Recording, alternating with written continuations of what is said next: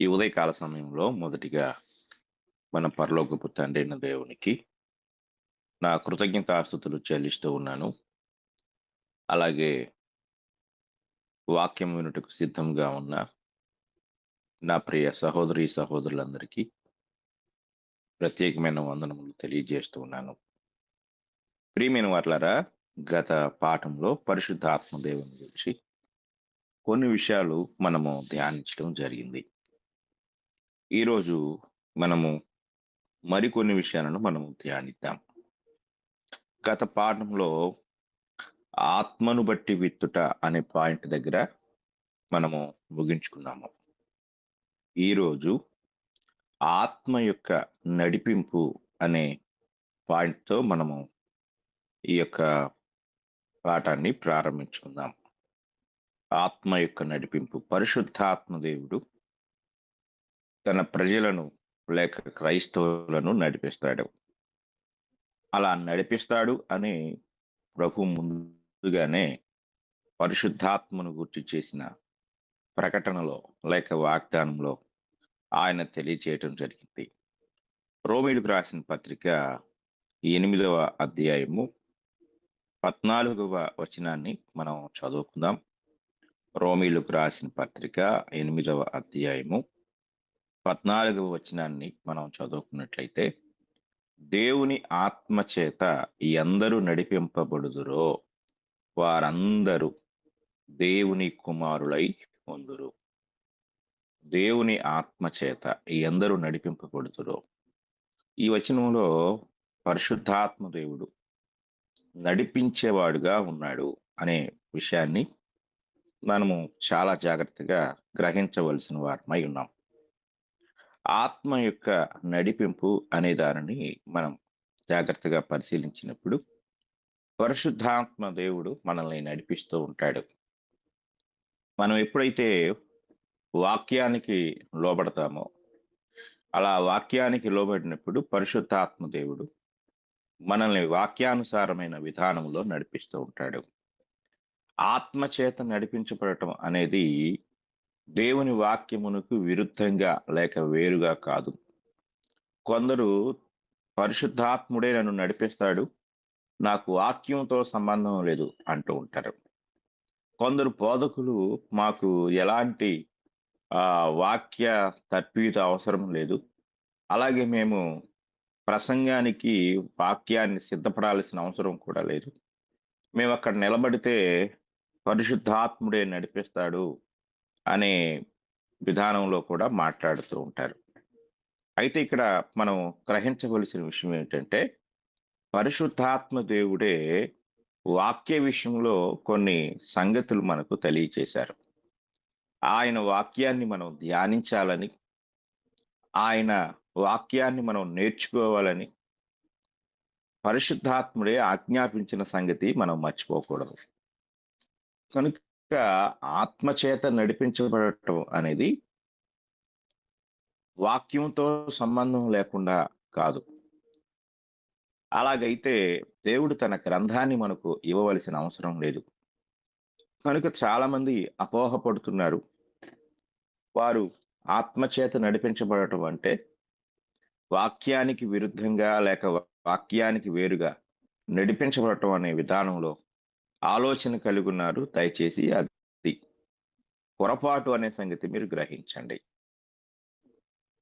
ఎందుకంటే ఆయన తన వాక్యాన్ని మనకు అనుగ్రహించారు. పాత నిబంధన గ్రంథంలో యెహోషువ గ్రంథాన్ని ఒకసారి మనం జ్ఞాపకం చేసుకుందాం. 1వ అధ్యాయము యెహోషువ గ్రంథము 1వ అధ్యాయము మనం చదువుకుందాం. 1వ అధ్యాయంలో క్రొత్త నాయకుడైన యెహోషువతో దేవుడు మాట్లాడుతున్న మాటలు ఈ సందర్భంగా ఒకసారి మనం జ్ఞాపకం చేసుకుందాం. గ్రంథం 1వ అధ్యాయము 1వ వచనం నుండి, కాబట్టి యెహోవా సేవకుడైన మోషే మృతి నొందిన తరువాత యెహోవా నూను కుమారుడును మోషే పరిచారకుడునైన యెహోషువకు ఇలాగు సెలవిచ్చెను, నా సేవకుడైన మోషే మృతి నొందెను. కాబట్టి నీవు లేచి నీవును ఈ జనులందరూ ఈ యొర్దాను నది దాటి నేను ఇశ్రాయేలుకి ఇచ్చుచున్న దేశమునకు వెళ్ళుడి. నేను మోషేతో చెప్పినట్లు మీరు అడుగుపెట్టు ప్రతి స్థలమును మీకు ఇచ్చుచున్నాను. అరణ్యమును, ఈ లెబానోను మొదలుకొని మహానది అయిన యూఫ్రటీసు నది వరకును, హిత్తీయుల దేశమంతయు పడమట మహాసముద్రం వరకును మీకు సరిహద్దు. నీవు బ్రతుకు దినములన్నిటిను ఏ మనుషుడును నీ ఎదుట నిలువలేక ఉండును.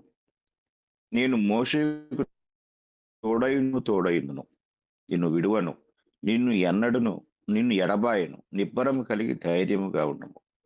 వారికిచ్చిదని నేను వారి పితరులతో ప్రమాణం చేసిన ఈ దేశమును నిశ్చయముగా నీవు ఈ ప్రజల స్వాధీనము చేసేదవు. అయితే నీవు నిబ్బరము కలిగి జాగ్రత్త పడి బహుధైర్యముగా ఉండి నా సేవకుడైన మోషే నీకు ఆజ్ఞాపించిన ధర్మశాస్త్రం అంతటి చొప్పున చేయవలెను. నీవు నడుచు ప్రతి మార్గమున చక్కగా ప్రవర్తించినట్లు నీవు దారి నుండి కుడికి గాని ఎడమకు గాని తొలగకూడదు. ఈ ధర్మశాస్త్ర గ్రంథమును నీవు బోధింపక తప్పిపోకూడదు. దానిలో వ్రాయబడిన వాటన్నిటి ప్రకారము చేయుటకు నీవు జాగ్రత్త పడినట్లు దివారాత్రము దాని ధ్యానించిన ఎడల నీ మార్గమును వర్ధిల్ల చేసుకొని చక్కగా ప్రవర్తించెదవు. పైన మనము ఆ కొన్ని మాటలు చదివినట్లయితే 6 వచనాల వరకు కూడా దేవుడు ఎన్నో గొప్ప సంగతులు, వాగ్దానాలు చేశాడు. ఈ వాగ్దానాలన్నీ కూడా యెహోషువ జీవితంలో నెరవేరాలి అంటే 7వ వచనంలో ఆయన కొన్ని షరతులు విధిస్తూ ఉన్నాడు, కండిషన్స్.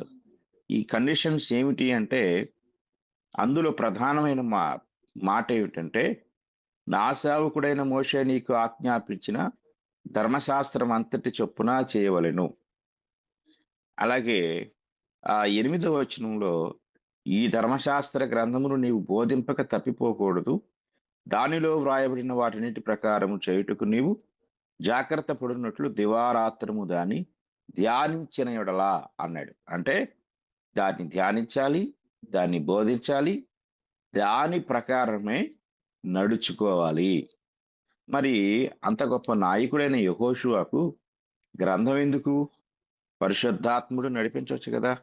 పైగా దేవుడే నేను నిన్ను విడువను అన్నాడు, ఎడబాయను అన్నాడు. మోషేకు తోడుగా ఉన్నట్లు నీకు కూడా తోడుగా ఉంటాను అన్నాడు. అలా అన్న దేవుడు మరలా గ్రంథాన్ని ఎందుకు ధ్యానించమంటున్నాడు అనేది మనం గ్రహించాలి. కనుక ప్రియమైన వారలారా, మనం గ్రహించవలసిన విషయం ఏంటంటే ఆత్మ యొక్క నడిపింపు అనేది వాక్య విరుద్ధంగా జరగదు.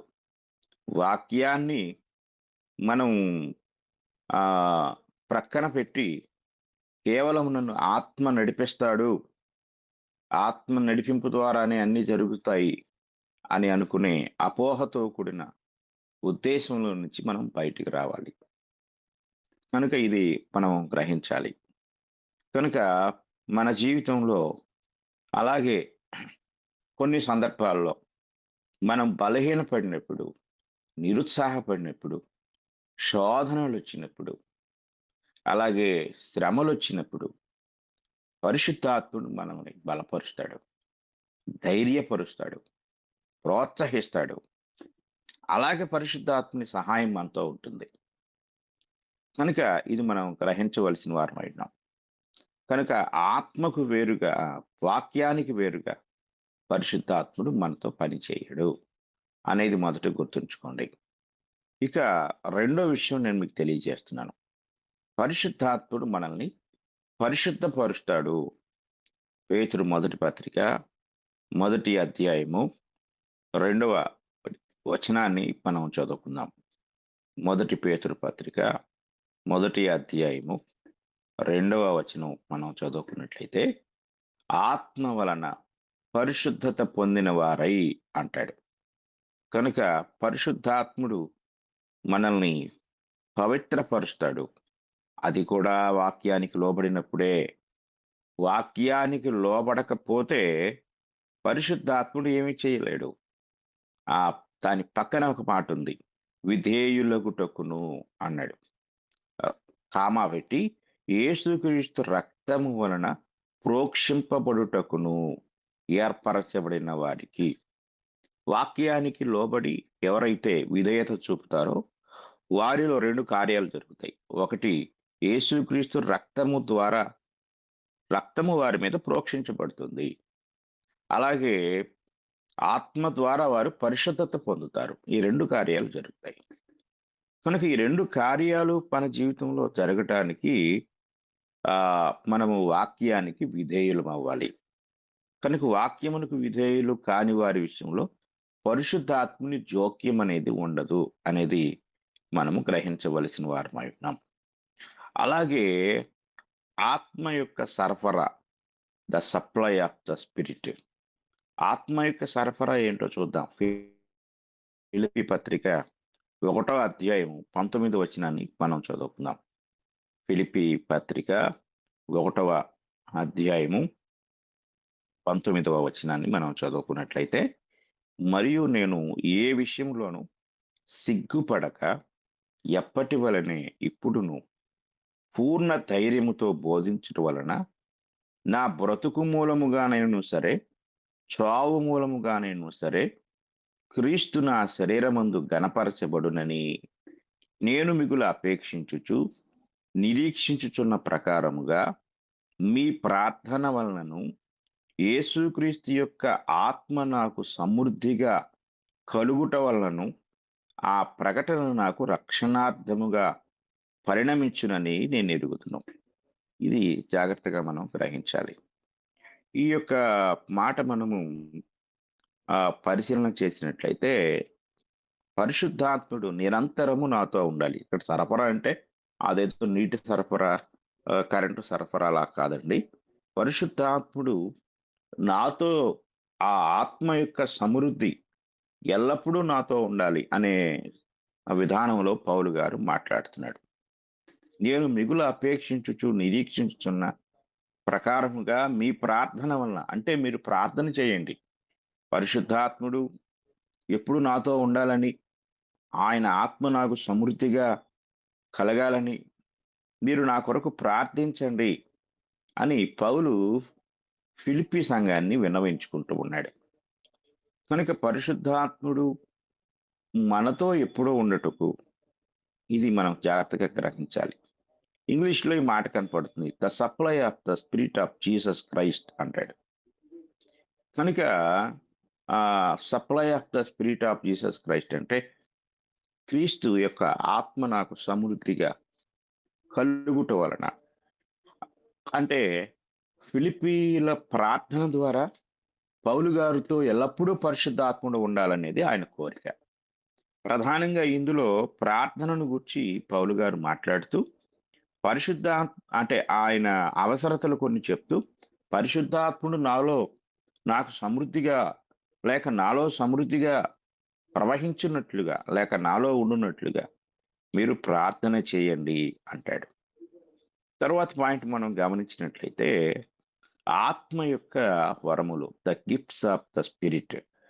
ఆత్మ వరాలను గూర్చి మనము జాగ్రత్తగా పరిశీలించినట్లయితే, అందులో ఆత్మ వరముల యొక్క గణన, లెక్కింపు, వీటిని మనం చూద్దాం. కొరింథీయులకు రాసిన మొదటి పత్రిక 12వ అధ్యాయము మనము ముందుగా 1వ వచనం, తర్వాత 8వ వచనం చదువుకుందాం. 12వ అధ్యాయం కొరింథీయులకు రాసిన మొదటి పత్రిక, 12వ అధ్యాయము మొదటి వచనం. మరియు సహోదరులారా, ఆత్మ సంబంధమైన వరములను గూర్చి మీకు తెలియకుండుట నాకు ఇష్టం లేదు. ఇంగ్లీష్లో ఎలా ఉంటుంది, now concerning spiritual gifts brethren I would not have you ignorant అంటాడు. ఇది మీకు తెలియకుండా సీక్రెట్గా ఉండాలని నా ఉద్దేశం కాదు, వాటిని గురించి మీకు తెలియాలి అంటాడు అని చెప్తూ 8వ వచనానికి వచ్చినట్లయితే, ఎలాగనగా ఒకనికి ఆత్మ మూలముగా బుద్ధి వాక్యమును, మరి ఒకనికి ఆ ఆత్మను అనుసరించిన జ్ఞానవాక్యమును, మరి ఒకనికి ఆ ఆత్మ వలననే విశ్వాసమును, మరి ఒకనికి ఆ ఒక్క ఆత్మ వలననే స్వస్థపరుచు వరములను, మరి ఒకనికి అద్భుత కార్యములను చేయు శక్తియు, మరి ఒకనికి ప్రవచన వరమును, మరి ఒకనికి ఆత్మల వివేచనయు, మరి ఒకనికి నానావిధ భాషలను, మరి ఒకనికి భాషల అర్థము చెప్పు శక్తియు అనుగ్రహింపబడి ఉన్నవి. అయినను వీటన్నిటినీ ఆ ఆత్మ ఒకడే తన చిత్తము చొప్పున ప్రతి వానికి ప్రత్యేకముగా పంచి ఇచ్చుచు కార్యసిద్ధి కలుగు చేయుచున్నాడు. ఇది ఈ యొక్క వచనాలు మనం జాగ్రత్తగా పరిశీలించినట్లయితే ఇవి పరిశుద్ధాత్మ వరముల యొక్క పట్టిక. ఈ పట్టికను గూర్చి మనం ఆలోచన చేద్దాం. వరములు ఇవ్వటం గురించి, వరములు ఎందుకు ఇవ్వబడ్డాయి అనేది మనం ఆలోచించితే, ఆ వరములు మనుషుల యొక్క కోరికలు లేదా ప్రార్థన వలన కాకుండా ఆత్మ యొక్క ఇష్ట ప్రకారమే ప్రతి ఒక్కరికి ప్రత్యేకంగా అనుగ్రహించబడ్డాయి అనేది గ్రహించాలి. అంటే వరములు అనేవి ఎవరి ఇష్టానుసారంగా వారికి అనుగ్రహించబడేవి కావు. మొదటిగా ప్రార్థన చేసుకొని, అంటే ప్రార్థన ద్వారా నాకు ఈ వరం ఇవ్వమని అడిగితే అది దేవుడు ఇచ్చేది కాదు అనేది రెండో విషయం. ఈ రెండిటిని మనం జాగ్రత్తగా పరిశీలించవలసిన వారమై ఉన్నాం.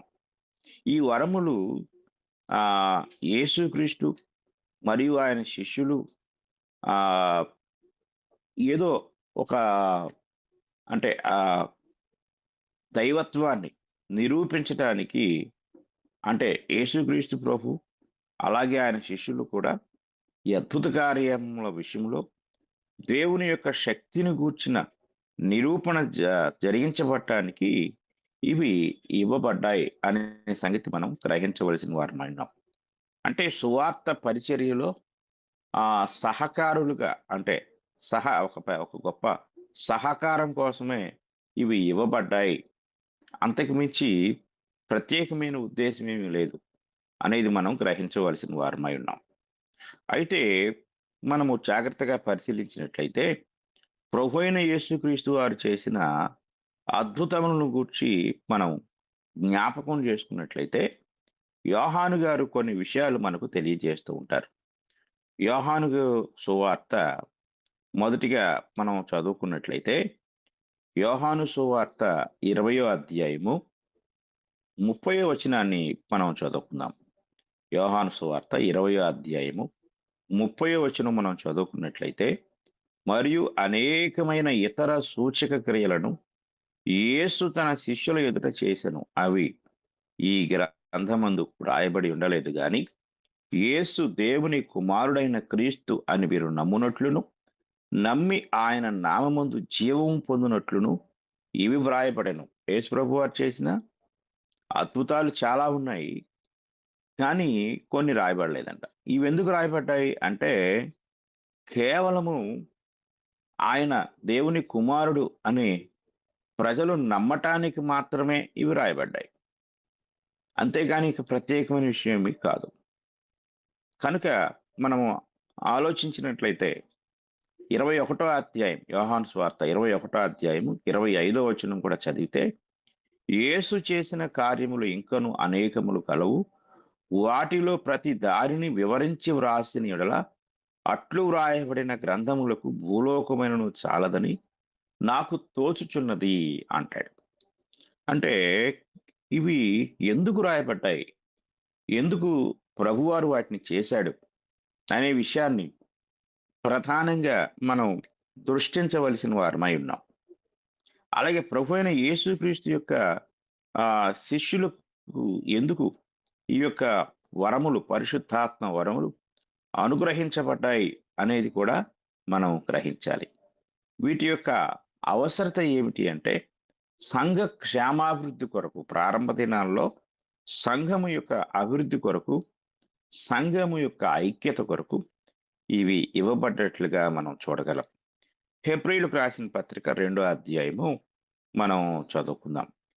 హెబ్రీయులకు రాసిన పత్రిక 2వ అధ్యాయము 3, 4 వచనాలు చదువుకుందాం. ఇంత గొప్ప రక్షణను మనము నిర్లక్ష్యము చేసిన యెడల ఎలాగూ తప్పించుకొందుము. అట్టి రక్షణ ప్రభువు బోధించుట చేత ఆరంభమై, దేవుడు తన చిత్తానుసారముగా సూచక క్రియల చేతను, మహత్కార్యముల చేతను నానా విధములైన అద్భుతముల చేతను వివిధములైన పరిశుద్ధాత్మ వరములను అనుగ్రహించుట చేతను వారితో కూడా సాక్ష్యమిచ్చుచుండగా. అంటే ఎవరైతే వీటిని పొందుకున్నారో వారితో కూడా ఏం జరగాలి అంటే సాక్ష్యం ఇవ్వబడాలి. అంటే క్రీస్తు సువార్త సాక్ష్యం ఇవ్వబడాలి. ఇలాగ వారితో కూడా సాక్ష్యం ఇచ్చుచుండగా వినిన వారి చేత మనకు దృఢపరచబడెను. ఏమి దృఢపరచబడింది అంటే రక్షణ సువార్త దృఢపరచబడింది. కనుక రక్షణ సువార్త యొక్క ప్రారంభంలో ఎలా ప్రారంభించబడిందంటే అట్టి రక్షణ ప్రభువు బోధించుట చేత ఆరంభమై దేవుడు తన చిత్తానుసారముగా సూచక్రియల చేతను మహత్కార్యముల చేతను నానా విధములైన అద్భుతముల చేతను వివిధములైన పరిశుద్ధాత్మ వరములను అనుగ్రహించుట చేతను వారితో కూడా సాక్ష్యమిచ్చుచుండగా. వారితో కూడా అంటే ఆయన ఎవరికైతే వీటిని అనుగ్రహించాడో వారి ద్వారా దేవుడు సాక్ష్యమిస్తున్నాడు. వినిన వారి చేత మనకు దృఢపరచబడెను. అంటే సాక్ష్యము అనేది దృఢపరచబడింది. ఈ దృఢపరచబడటానికి ఈ అద్భుత కార్యాలు, పరిశుద్ధాత్మ వరాలు సహకరించినట్లుగా మనం ఇక్కడ చూడగలం. తరువాత మనం ఆలోచించినట్లయితే ఆ అంతేకాక ఇప్పటికీ క్రొత్త నిబంధన గ్రంథాలు ఏవి వ్రాయబడలేదు. చివరిగా ఒకే ఒక వ్యక్తి అన్ని వరములను పొందడు. ఆ ప్రతి ఒక్కరు కూడా వాటిని పొందాలి అనే విషయాన్ని లేక పొందుతారు అనే విషయాన్ని మనము గ్రహించగలం. ఎందుకంటే మొదటి కొరింథీ పత్రిక 12వ అధ్యాయము 28వ వచనం నుండి మనం చదువుకుందాం. మొదటి కొరింథీ పత్రిక 12వ అధ్యాయము 28వ వచనం నుండి మనం చదువుకున్నట్లయితే ఇలా రాయబడింది.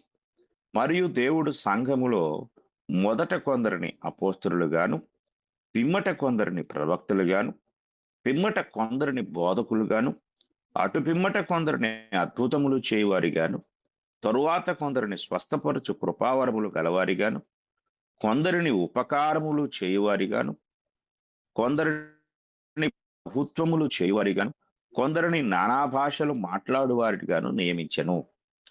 అందరూ అపోస్తలులా, అందరూ ప్రవక్తల, అందరూ బోధకుల, అందరూ అద్భుతములు చేయువారా, అందరూ స్వస్థపరచు కృపావరములు గలవారా, అందరూ భాషలతో మాట్లాడుచున్నారా, అందరూ చెప్పుతున్నారా?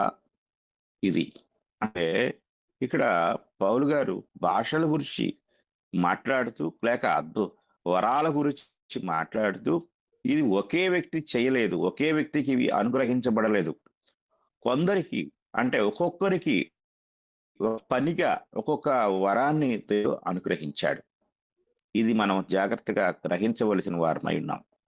ఈరోజు కొంతమంది బోధకులు వారి పేరు ప్రక్కన 9 వరములు కలిగిన దైవజనుడు అని వాల్ పోస్టర్లో రాస్తూ ఉంటారు. దేవుడు ఇవి ఈ ఈ వచనాల్లో అందరూ అపోస్తలులా, అందరూ అపోస్తలు కాదు, కొందరిని అపోస్తలుగా చేశాడు. అందరూ ప్రవక్తలా, అందరూ ప్రవక్తలు కాదు, కొందరిని ప్రవక్తలుగా ఎంచుకున్నాడు. అందరూ బోధకులా, అందరూ బోధకులు కాదు, కొందరిని బోధకులుగా ఎంచుకున్నారు. అందరూ అద్భుతాలు చేసే శక్తి కలిగిన వారా కాదు, ఆ అద్భుతాలు చేసే శక్తి కొందరికి మాత్రమే ఇచ్చాడు. అలాగే అందరికీ స్వస్థపరిచే కృపావరం ఉందా? లేదు. మరలా అందులో కొందరు మాత్రమే స్వస్థపరిచే కృపావరములు కలిగిన వారు. అందరూ భాషలతో మాట్లాడతారా? అది కూడా కాదు. భాషలు మాట్లాడటం అనేది కొందరికి. అందరూ భాషలకు అర్థం చెప్తారా? కాదు కాదు. మరలా కొందరికి. ఇలాగా సంఘం అనే శరీరాన్ని ఆయన క్షేమాభివృద్ధి చేయుట కొరకు ఆయన కొందరికి కొన్ని పాత్రలను లేక కొన్ని బాధ్యతలను అప్పగించాడు.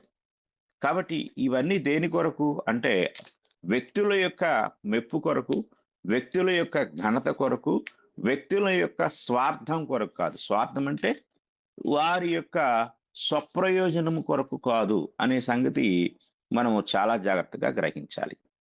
ఒకవేళ అలాగైతే తిమోతికి రాసిన మొదటి పత్రిక 5వ అధ్యాయము 5వ అధ్యాయము 23వ వచనాన్ని మనం చదువుకుందాం. తిమోతి మొదటి పత్రిక 5వ అధ్యాయము 23వ వచనములో, ఇక మీదట నీళ్ళే త్రాగక నీ కడుపు జబ్బు నిమిత్తమును తరచుగా వచ్చు బలహీనతల కోసరమును ద్రాక్షారసము కొంచెముగా పుచ్చుకొనుము అన్నాడు. మరి పౌలు గారు చనిపోయిన వారిని సైతం బ్రతికించాడు. ఆయన ఎన్నో అద్భుతాలు చేశాడు. ఆయన సువార్త పరిచర్యలో ఆ ఒక ద్వీపానికి వెళ్ళినప్పుడు ఆ ద్వీపపు పెద్ద పొప్లి అనే ఒక వ్యక్తి ఆ బ్లడ్ మోషన్స్ తో బాధపడుతూ ఉన్నప్పుడు పౌలు గారు అతన్ని స్వస్థపరిచాడు. ఇలాంటివి ఎన్నో చేశాడు ఆయన. మనం ఆయన స్వస్థతల పట్టికను చూస్తే చాలా. మరి అలాంటి వ్యక్తి విశ్వాసమును బట్టి నా నిజమైన కుమారుడుకు తిమోతి అని సంబోధించి తనెంతో ఇష్టపడిన తిమోతి, ఆ తిమోతికి కడుపులో జబ్బు ఉందంటాడు. కడుపు జబ్బు. మొత్తానికి అది ఏదో తెలియదు కానీ కడుపు జబ్బు ఉంది. దాన్ని ఎందుకు స్వస్థపరచలేకపోయారు? పైగా కడుపు జబ్బు నిమిత్తము ద్రాక్షారసం త్రాగమని ఎందుకు ఆయన సలహా ఇస్తున్నాడు? మనం గ్రహించాలి. కనుక పరిశుద్ధాత్మ వరములు ఒక ప్రత్యేక ఉద్దేశముతో ఇవ్వబడ్డాయి. అవి అవిశ్వాసులను విశ్వాసంలోనికి నడిపించడానికి. ఆల్రెడీ విశ్వాసంలో ఉన్న వారిని అవి ఏదో మరలా బలపరచడానికి కాదు. అవిశ్వాసంలో ఉన్నవారు దేవుని యొక్క అద్భుత కార్యాలను చూచుట ద్వారా ఇవి దైవికమైన కార్యాలు అని విశ్వసించడానికి ఆ పరిశుద్ధాత్మ కార్యాలు ఇవ్వబడ్డాయి. కాబట్టి ఇది మనం చాలా జాగ్రత్తగా గ్రహించవలసిన వారమై ఉన్నాం. ఆ తర్వాత విషయాన్ని మనం జాగ్రత్తగా పరిశీలించినట్లయితే వరముల ఉపయోగం గురించి మనం ఆలోచిద్దాం. వరములు ఎలా ఉపయోగించబడాలి అనేది మనం జాగ్రత్తగా పరిశీలించినప్పుడు ప్రక్కనే ఉన్న 13వ అధ్యాయంలో ఆ వరములు ఎన్ని ఉన్నా ప్రేమ లేకపోతే అవన్నీ వ్యర్థం అనేది పౌలు యొక్క తాత్పర్యం. అన్ని వరములున్న ప్రేమ లేకపోతే నా జీవితం వ్యర్థం అని పౌలు గారు ఎంతో స్పష్టంగా చెప్పాడు. మరి ఇప్పుడు మనం గ్రహించవలసిన విషయం ఏంటంటే ఇప్పుడు కూడా భాషల వరం ఉందా? బైబిలు ఆ ఇంకను భాషల వరాన్ని ఆ సపోర్ట్ చేస్తూ ఉందా అనే విషయాన్ని జాగ్రత్తగా మనం పరిశీలించినట్లయితే మొదటి కొరింథీ పత్రిక 14వ అధ్యాయం మనం చదువుకుందాం. మొదటి కొరింథీ పత్రిక 14వ అధ్యాయము 39వ వచనాన్ని మనం చదువుకున్నట్లయితే ఇక్కడ ఒక మాట మనకు కనపడుతుంది. కాబట్టి నా సహోదరులారా, ప్రవచించుట ఆసక్తితో అపేక్షించుడి, భాషలతో మాట్లాడుట ఆటంకపరచకుడి గాని సమస్తమును మర్యాదగాను క్రమముగాను జరుగునయ్యుడి అని కొరింథీయులకు పౌలు గారు రాస్తూ ఉన్నాడు. అంటే ఇక్కడ మనం గ్రహించవలసిన విషయం ఏమిటంటే ఆ ఆ వాక్య సంబంధమైన జ్ఞానాన్ని మనం కలిగి ఉండుటకు ఎల్లవేళలా మనము అపేక్షించవలసిన వారమై ఉన్నాం. అంటే భాషలు అనే వాటిని గురించి మనం ఆలోచించినప్పుడు మొదటి కొరింథీ పత్రిక 14వ అధ్యాయము కొన్ని సూచనలు మనకు తెలియజేసింది. ఈ సూచనలు మనం జాగ్రత్తగా ఆలోచించినట్లయితే 27వ వచనం నుండి మనం చదువుకుందాం. మొదటి కొరింథీ పత్రిక 14వ అధ్యాయము మొదటి కొరింథీ పత్రిక 14వ అధ్యాయము 27వ వచనం నుండి మనం చదువుకుందాం. 27వ వచనం మనం చూస్తే, భాషతో ఎవడైనను మాట్లాడితే ఇద్దరు అవసరమైన యెడల ముగ్గురికి మించకుండా వంతుల చొప్పున మాట్లాడవలెను. ఒకడు అర్థము చెప్పవలెను. అర్థము చెప్పువాడు లేని యెడల అతడు సంఘములో మౌనముగా ఉండవలెను గాని తనతోనూ దేవునితోనూ మాట్లాడుకొనవచ్చును. ఇక్కడ ఒక విషయాన్ని జాగ్రత్తగా మనం గ్రహించాలి. ఎందుకంటే 8వ వచనంలో అంటాడు, మరియు బోర స్పష్టము కాని ధ్వని ఇచ్చినప్పుడు యుద్ధమునకు ఎవడు సిద్ధపడును. అలాగే మీరు స్పష్టమైన మాటలు నాలుకతో పలికితేనే గాని పలికినది ఎలాగు తెలియను? మీరు గాలితో మాట్లాడుచున్నట్టుండును. లోకమందు ఎన్నో విధములకు భాషలున్నను, వాటిలో ఒకటైనను స్పష్టము కానిదై ఉండదు. మాటల అర్థము నాకు తెలియకుని యెడల మాటలాడువానికి నేను పరదేశినిగా ఉందును. మాట్లాడువాడు నాకు పరదేశిగా ఉండను. ఇక్కడ మనం చాలా జాగ్రత్తగా గ్రహించాలి. ఏమిటంటే క్రొత్త నిబంధన కాలంలో అనగా కొన్ని పత్రికలు రాయబడిన ఈ కాలంలో జాగ్రత్తగా మనం పరిశీలించినప్పుడు భాష అనేది అర్థం కానిది కాదు. అంటే మాట్లాడే భాష అది ప్రపంచ భాషల్లో ఏదో ఒకటై ఉంటుంది. ఇది గ్రహించాలి. అందుకే ఇక్కడ 10వ వచనంలో అంటాడు, "లోకమందు ఎన్నో విధములకు భాషలున్నను." అంటే లోకంలో ఉన్న భాషలే గాని, లోకంలో లేని భాషలు ఇక్కడ కాదు.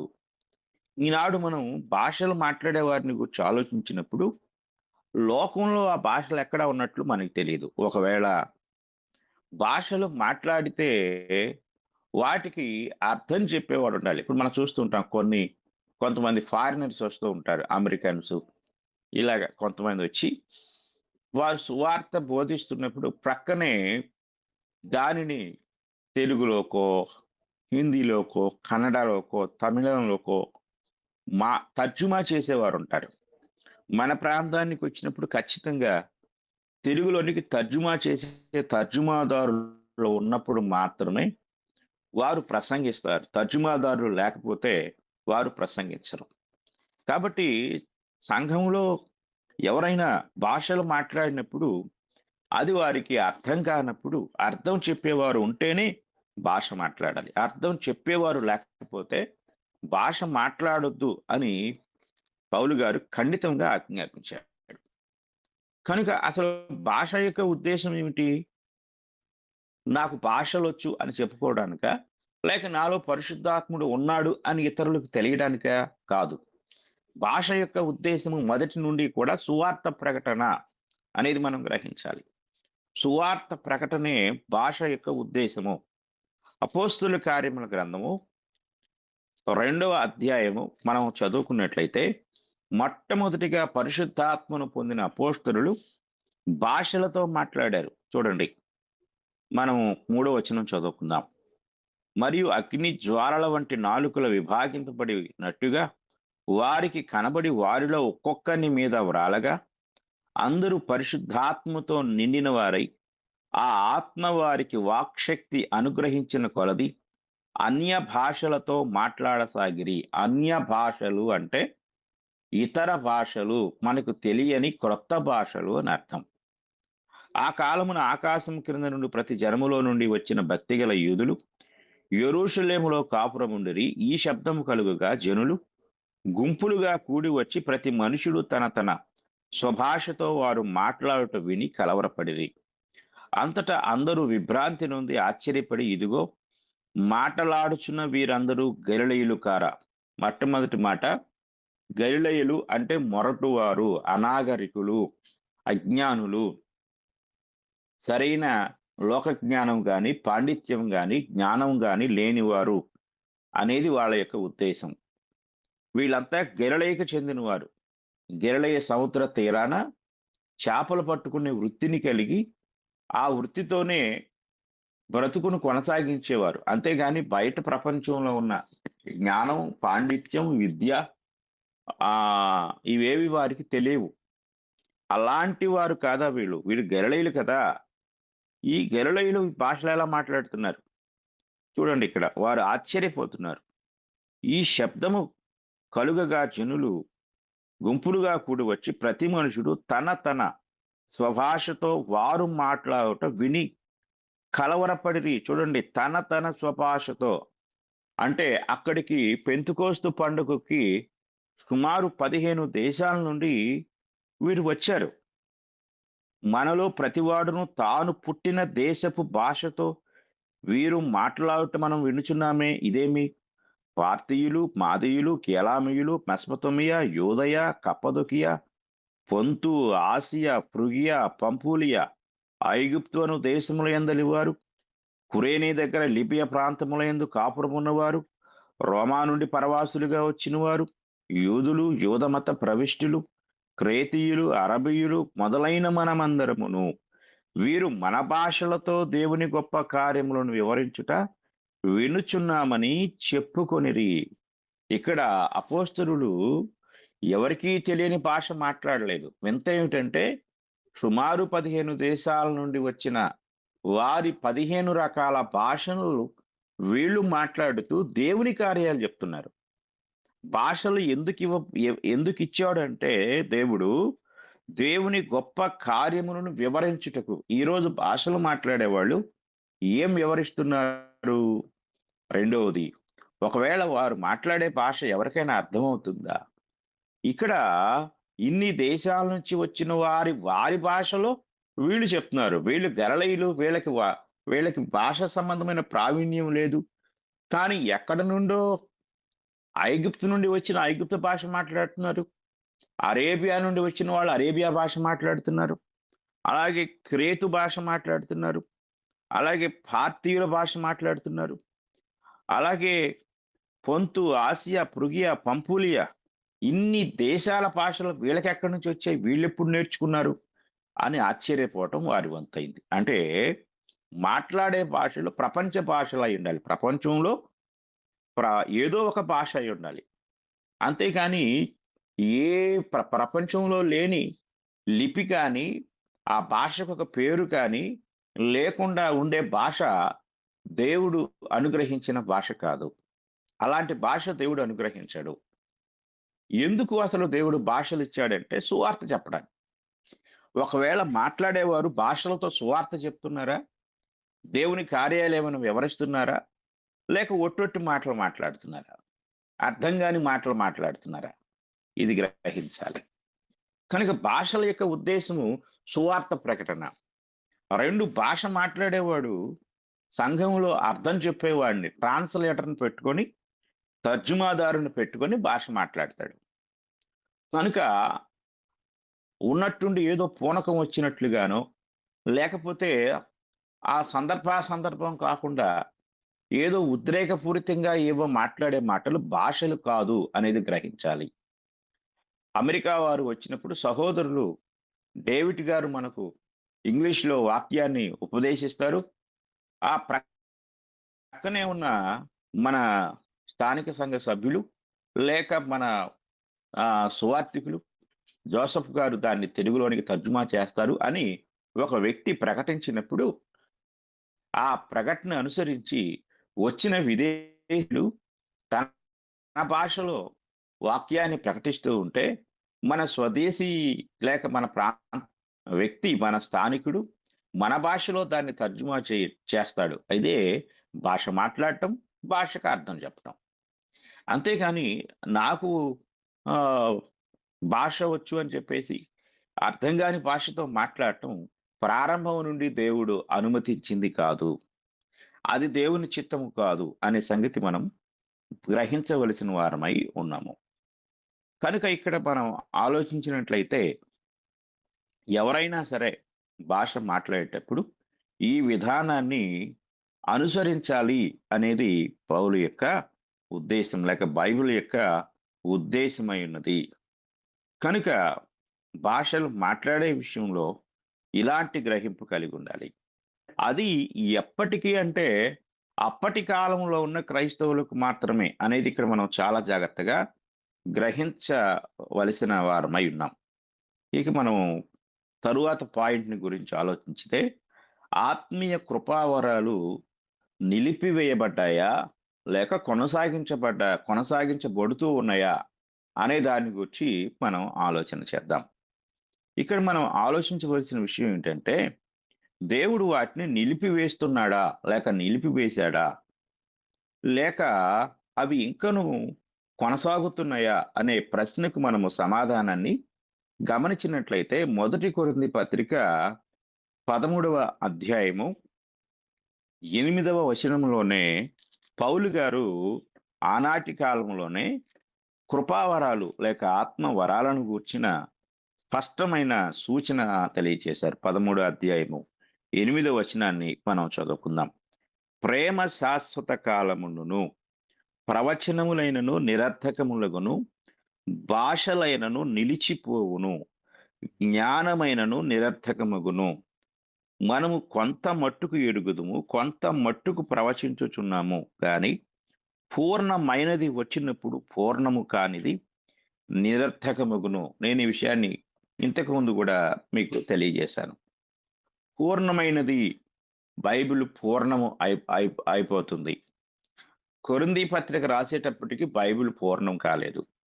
ఎప్పుడు పూర్ణమైంది అంటే, ప్రకటన గ్రంథం ఎప్పుడైతే రాయబడిందో, దేవుని యొక్క సర్వసత్యము లేక సంపూర్ణ సంకల్పము మనకు చక్కగా గ్రంథస్థం చేయబడింది. ఎప్పుడైతే అది గ్రంథస్థం చేయబడిందో, అప్పుడే మనకి దేవుని సంకల్పం అంతా వివరించబడింది. కాబట్టి ప్రవచనాలు నెరవేరటము, లేక ప్రవచనాలు ప్రవచించటము, లేక భాషలు మాట్లాడటం, వీటి అవసరతను దేవుడు నిలిపివేశాడు. కనుక ఇప్పుడు మీరు గ్రహించండి, ఈరోజు ఒకవేళ అవి ఉన్నాయి అనుకుంటే, ఇంకా ఉన్నాయండి మా సంఘంలో మాట్లాడుతున్నారు అంటే, మొదటి ప్రశ్న, ఆ భాష ప్రపంచ భాషల్లో ఏదైనా ఒక పేరు కలిగిన భాష అయ్యుందా? ఒకవేళ మీరు మాట్లాడే భాష ఏమిటి అండి అని అడిగితే, వాళ్ళు సమాధానం పలాని భాష అండి. ఇది తమిళ భాష, ఇది ఇంగ్లీష్ భాష, లేక హిందీ భాష, లేక మరాఠీ. అంటే భాషకు పేరుంటుంది. ఇది చాలా జాగ్రత్తగా గ్రహించాలి. కనుక పేరు లేని భాష, భాష కానే కాదు. రెండవది, భాష మాట్లాడే వ్యక్తి సువార్తికుని యొక్క అనుమతి తీసుకొని మాట్లాడతాడు.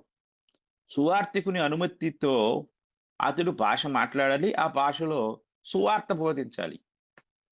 నేను మొదటి నుండి చెప్తున్నాను. భాషల యొక్క ఉద్దేశం సువార్త ప్రకటన. ఇది గ్రహించాలి. ఒకవేళ నేను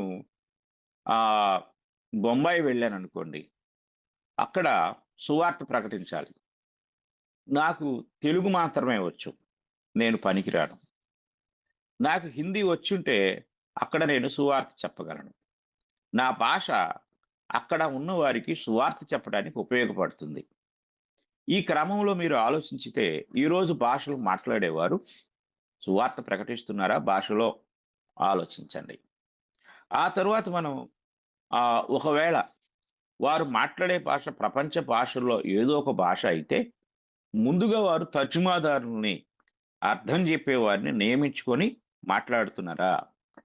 అర్థం చెప్పేవారితో సంబంధం లేకుండా, స్థానిక సేవకునితో సంబంధం లేకుండా, ఏదో వారికి నోటికొచ్చింది వారు మాట్లాడుతూ ఉంటే, అది భాష కాదు, అది దేవుని యొక్క చిత్తము కాదు అనే సంగతి మనము చాలా జాగ్రత్తగా గ్రహించవలసిన వారమై ఉన్నాం. కనుక ఈ మాటలు మనం ఆలోచించినప్పుడు, ఎఫెసీ పత్రిక రాసే కాలానికి పౌలు గారు కృపావరాలను గూర్చిన ప్రస్తావన తీసుకురాలేదు. మనం చదువుకున్న మొదటి కొరింథీ పత్రిక 12వ అధ్యాయంలో అక్కడ అద్భుతములు చేయువారుగాను, స్వస్థపరచు కృపావరము కలిగిన వారుగాను, భాషలు మాట్లాడువారిగాను అక్కడ కొందరి పేర్లు చెప్పాడు.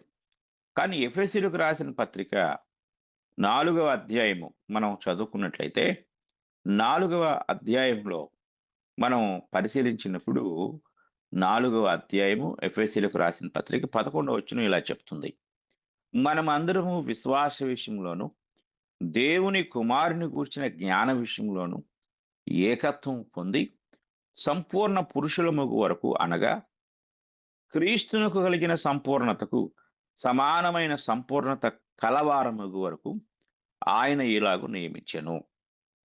పరిశుద్ధులు సంపూర్ణులగునట్లు క్రీస్తు శరీరము క్షేమాభివృద్ధి చెందుటకును, పరిచర్య ధర్మము జరుగుటకును ఆయన కొందరిని అపోస్తలులు గాను, కొందరిని ప్రవక్తలను గాను, కొందరిని సువార్తికులను గాను, కొందరిని కాపరులను గాను, ఉపదేశకులు గాను నియమించను అన్నాడు. ఈ లిస్టులో కొరింథీ పత్రిక 12వ అధ్యాయము 12, 13, 14 వచనాల్లో ఉన్న వారు ఇందులో లేరు. అంటే అద్భుతములు చేయువారు, స్వస్థతలు చేయువారు, భాషలు మాట్లాడు వారిని ఈ జాబితాలో పౌలు గారు చేర్చలేదు. ఎందుకంటే ఈ ఈ ఇవి ఆహ్, కొనసాగేవి కాదు. వీటి అవసరత కొంతవరకే. దేవుని పిల్లలు పూర్తి బైబిల్ కలిగి ఉండటం వల్ల విశ్వాసం అనేది కృపావరాల ద్వారా కాదు గాని, దేవుని యొక్క వాక్యం ద్వారానే ఒక వ్యక్తి జీవితంలో విశ్వాసం కలగాలి అనేది దేవుని యొక్క సంకల్పం. రోమాపత్రిక 10వ అధ్యాయం 17వ వచనము మనము ఆహ్, చదువుకున్నప్పుడు అక్కడ ఈ మాట మనకి కనపడుతుంది. రోమపత్రిక 10వ అధ్యాయం 17వ వచనంలో కాగా వినుట వలన విశ్వాసము కలుగును. అంతే. అద్భుతాల ద్వారా, స్వస్థతల ద్వారా, లేక కృపావరాల ద్వారా విశ్వాసము కలగకూడదు. ఆ విశ్వాసాన్ని దేవుడు అనుమతించడు. యోహాను సువార్త 20వ అధ్యాయంలో తోమ ప్రభువును చూసి ఆయన కంటే ముందు ప్రభు యొక్క దర్శనాన్ని పొందినవాళ్ళు. అంటే ప్రభు ప్రత్యక్షతను చూసిన వారు, మేము ప్రభువును చూసాము అంటే, ఆయన చాలా కరాఖండిగా, చాలా స్పష్టంగా, చాలా నిర్మోహమాటంగా ఆయన ఈ మాటలు మాట్లాడాడు. ఒకసారి చదువుకుందాం. 20వ అధ్యాయము, యోహాను సువార్త 20వ అధ్యాయము మనము 24వ వచనం నుండి చదువుకుందాం. యేసు వచ్చినప్పుడు 12 మందిలో ఒకడైన దిదుమనబడిన తోమ వారితో లేకపోయాను. గనుక తక్కిన శిష్యులు మేము ప్రభువును చూచితిమని అతనితో చెప్పగా, అతడు నేను ఆయన చేతులలో మేకుల గుర్తును చూచి, నా వ్రేలు ఆ మేకుల గుర్తులో పెట్టి, నా చెయ్యి ఆయన ప్రక్కలో ఉంచితేనే గాని నమ్మనని వారితో చెప్పాను. 8 దినములైన తరువాత ఆయన శిష్యులు మరలా లోపల ఉన్నప్పుడు తోమా వారితో కూడా ఉండెను. తలుపులు మూయబడి ఉండగా యేసు వచ్చి మధ్యను నిలిచి, మీకు సమాధానము కలుగును గాక అనెను. తరువాత తోమాను చూచి, నీ వ్రేలు ఇటు చాచి నా చేతులు చూడుము, నీ చెయ్యి చాచి నా ప్రక్కలో ఉంచి అవిశ్వాసివి కాక విశ్వాసివై ఉండుమనెను. అందుకు తోమా ఆయనతో, నా ప్రభువా నా దేవా అనెను. యేసు, నీవు నన్ను చూచి నమ్మితివి, చూడక నమ్మిన వారు ధన్యులని అతనితో చెప్పెను. అంటే ఈ మాట జాగ్రత్తగా మనం పరిశీలించినప్పుడు విశ్వాసము ఎలా రావాలి? చూసి కాదు. ప్రభువుని చూసో, అద్భుతాలు చూసో, స్వస్థతలు చూసో కాదు. ఆ విశ్వాసం శాశ్వతమైన విశ్వాసం కాదు. అది దేవుని సంకల్పంతో కూడిన విశ్వాసం కాదు. మీరు గ్రహించండి, యేసుక్రీస్తు వారు చేసిన అద్భుతాలు కోకొల్లలు. అయితే ఆ అద్భుతాలు చూసి ఎందరో రక్షించబడ్డారు మీరు గ్రహించండి. కానీ అపోస్తుల కార్యం 2వ అధ్యాయంలో కూడా ఆ భాషలు మాట్లాడినప్పుడు ఎందరో రక్షించబడ్డారు? కొందరు కొత్త మద్యం తాగారు. పొద్దున్నే తాగొచ్చి మాట్లాడుతున్నారని కూడా వాళ్ళని హేళన చేశారు. కానీ ఆ తరువాత పేతురు గారు లేచి సువార్త ప్రకటించినప్పుడు, సువార్త విన్నవారు విని మారుమనసు పొంది యేసుక్రీస్తు ప్రభువుని అంగీకరించి పాప క్షమాపణ నిమిత్తము బాప్తిస్మం పొంది రక్షించబడ్డారు. అంటే ఒక పాపి యొక్క హృదయాన్ని మార్చగలిగే శక్తి సువార్తకు మాత్రమే ఉంది. ఒక వ్యక్తి యొక్క జీవితంలో కలిగే రక్షణ సువార్త ద్వారానే. కనుక ఈరోజు భాషలు మాట్లాడటం అనేది నిలిచిపోయింది. ప్రకటన గ్రంథం ఎప్పుడైతే సంపూర్తి చేయబడిందో అప్పటితోనే దేవుడు కృపావరాలను నిలిపివేశాడు. ఈరోజు మేము భాషలు మాట్లాడుతున్నాము అనుకునేవారు, లేక పలాని వారికి భాషలు మాట్లాడే వరం ఉంది అని ఒకవేళ మీరు నమ్ముతూ ఉంటే, ముందుగా మీరు కొన్ని ప్రశ్నలు వేసుకోవాలి. వారు మాట్లాడే భాష, దానికి పేరుందా? దానికి లిపి ఉందా? రెండోది, ఆ భాష ప్రపంచ భాషల్లో దేనికైనా చెందిన భాషేనా? మూడో ప్రశ్న, భాషలో అతను సువార్త చెప్తున్నాడా? సువార్త చెప్పడానికి స్థానిక సువార్థికుని యొక్క అనుమతి ఉందా? చూడండి, అమెరికా వాళ్ళు వస్తారు. వాళ్ళంతట వాళ్ళు లేచి నిలబడి మాట్లాడరు. అనుమతి లేకుండా. అనుమతి ఇస్తేనే మాట్లాడతారు. అది సంఘం యొక్క క్రమం. కనుక సువార్తికునితో సంబంధం లేకుండా ఉన్నట్లుండి ఏదో పూనకం వచ్చినట్లుగా వారు మాట్లాడుతున్నారా? అలాగే వారు మాట్లాడే భాష అర్థం చెప్పేవారున్నారా? పౌలు గారు ఖండితంగా చెప్పాడు. భాషలకు అర్థం చెప్పేవారు లేకపోతే వారు మౌనముగా ఉండాలి అన్నాడు. అంతేగాని ఒకవేళ ఏదైనా ప్రార్థన చేసుకుంటే తన భాషలో తనే చేసుకోవచ్చు. ఎందుకంటే తన భాష అది అంతే. కాబట్టి ఒకవేళ మనము కర్ణాటక వెళ్తే మనకు తెలుగొచ్చు కాబట్టి తెలుగులోనే ప్రార్థన చేసుకుంటాం. అక్కడికెళ్ళాం కాబట్టి కన్నడలో ప్రార్థించాలనే రూల్ లేదు. ఒకవేళ వాళ్ళు రూల్ పెట్టినా మనం దాన్ని ఫాలో అవ్వలేము. ఎందుకంటే అది మనకు రాదు కాబట్టి. కనుక కృపావరాల యొక్క ఉద్దేశ్యం ఇది.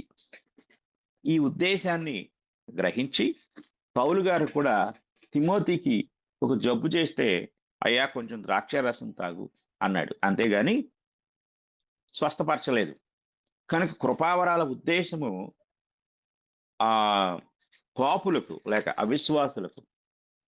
అందుకే అంటాడు ఆ 14 అధ్యాయంలో, "భాషలు విశ్వాసులకు కాదు అవిశ్వాసులకే సూచకముగా ఉన్నవి" అని కూడా అంటాడు. కనుక మనం ఈ విషయాలు గ్రహించి ప్రస్తుతం మాట్లాడుతున్న భాషలు అవి వాక్యానుసారమైన భాషలు కాదు. క్రింద ముగింపులో అంటాడు, "సమస్తము క్రమముగాను, మర్యాదగాను జరుగునీయుడి" అంటాడు. పరిశుద్ధుల సంఘమునింట్లో దేవుడు సమాధానమునకే కర్త గాని, అల్లరికి కర్త కాడు అని ఆ 14 అధ్యాయం 1 కొరింథీ పత్రిక ముగింపులో గూడా చెప్తాడు. కనుక భాషలు లేక ఇవి అల్లరికి సూచన కాదు. ప్రతిదీ సంఘములో క్రమముగా జరగాలి. ఈరోజు భాషలు మాట్లాడేవాళ్ళు ఈ పద్ధతులు అనుసరిస్తున్నారా అనేది భాషలను మీరింకా నమ్ముతూ ఉంటే, ఈ ప్రశ్నలు వేసుకొని వాటికి మీరు సమాధానం చెప్పవలసిందిగా, అలా సమాధానం భాషలో, లేక స్వయం సంకల్పిత భాషలో, లేక భ్రమపరుచు ఆత్మ ద్వారా మాట్లాడే భాషలో మీరు జాగ్రత్తగా గ్రహించవలసిందిగా ప్రతి ఒక్కరికి కూడా నేను ప్రేమపూర్వకంగా తెలియజేస్తూ ఈ మాటలు ముగిస్తున్నాను. అందరికీ వందనములు.